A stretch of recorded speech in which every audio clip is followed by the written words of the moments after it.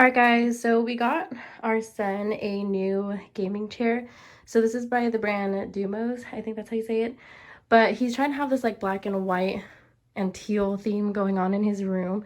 So he did have another gaming chair before. This one's a lot more simpler compared to the other one, but we really love the style of it. So let's start off with the wheels. So the wheels, you can see that they have the black and the white, which is super cool. There's a little bit of like the chrome for the metal part. And then this is the seat. There's a little bit of stitching with a little bit of pattern on it. And then you have like your headrest and then your back portion right here too. Another cool thing about it, this just like the last one, it has this little footrest right here with the same pattern. And you can see that it just flips. It's easy to put away too.